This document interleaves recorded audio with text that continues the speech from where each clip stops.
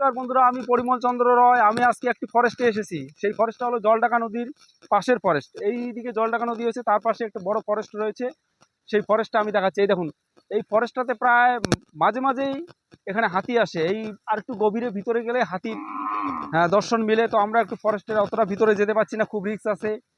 তাছাড়া ফরেস্টের মধ্যে ওই কি বলে নেকড়ে বা চিতা বাঘও আছে, বুনো শুয়োর আছে, বানরের দল আছে, ময়ূর আছে একটু ভিতরে গেলে।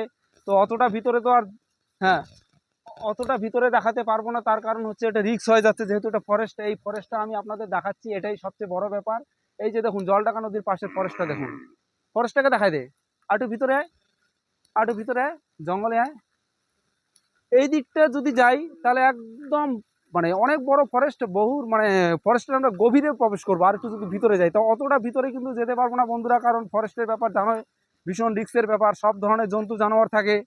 তাও অনেকটা জীবনের ঝুঁকি নিয়ে আমি চলে আসছি, যেহেতু একটু নদীতে, জলঢাকা নদীতে বেড়াতে আসছি, তার পাশেই যেহেতু ফরেস্টটা, ভাবলাম যে একটু ফরেস্টেরও একটা ব্লগ তৈরি করি।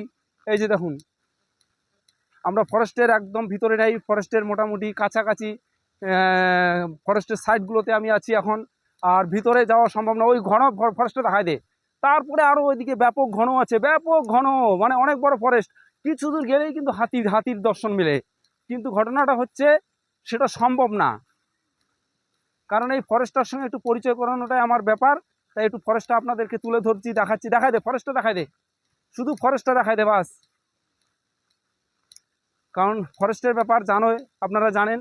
হ্যাঁ, এখানে অনেক রিস্কে আসতে হয়। এদিকে, এই দিকটা দেখায় দে না, এই যে ঘন ফরেস্টটা দেখায় দে না, ঘন ফরেস্টটা দেখায় দে। হ্যাঁ, এদিকে, এই যে এদিকে ঘন, এদিকে কিন্তু হ্যাঁ ওইদিকে যত আমরা ভিতরে যাব তত কিন্তু ফরেস্টটার ঘনত্ব বেড়ে যাচ্ছে। আর নদী, এখানে একটা নদী আছে ফরেস্টের, এই যে ছোট্ট নালা, এটাকে বলে কি ডায়না নাকি। তারপরে আবার ফরেস্টে পড়লো, এই যে ডায়না একটা নদী। হ্যাঁ, ছোট্ট নালা, এই ডায়না নদীটা আবার জলঢাকা নদীতে গিয়ে ওইদিকে মিলিত হয়েছে। তার ওই দিকের ফরেস্টের পরেই জলঢাকা নদী।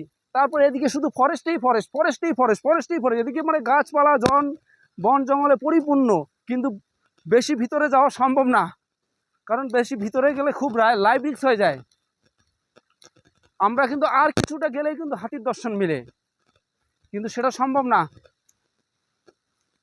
দেখা দে, এই যে নদীটা দেখা দে, এই যে একটা এটাই নালা, এটাই নালাটা, এটাকে ডায়না বলে। এটা জলঢাকা মিলতে হচ্ছে। তারপর আবার ওই যে ফরেস্টটা দূর থেকে দেখা দে ভিউটা, ফরেস্টের ভিউটা একদম দূর থেকে দেখায় দে, অনেক বড় ফরেস্ট। এই যে দেখা দে, এই ফরেস্টটা জলঢাকা নদীর পাশে পড়লো। আর এই ফরেস্টটা ধূপগুড়ি ব্লকের আন্ডারে পড়ছে, জলপাইগুড়ি ডিস্ট্রিক্ট ধূপগুড়ি ব্লকের আন্ডারে। এই ফরেস্টের ওইদিকে আবার জলঢাকা নদী, তারপরে ওইদিকে ময়নাগুড়ি ব্লক পড়ে যাচ্ছে। আর এই সাইড দিয়ে, উত্তর সাইড দিয়ে শুধু ফরেস্ট আর ফরেস্ট, ফরেস্ট আর ফরেস্ট।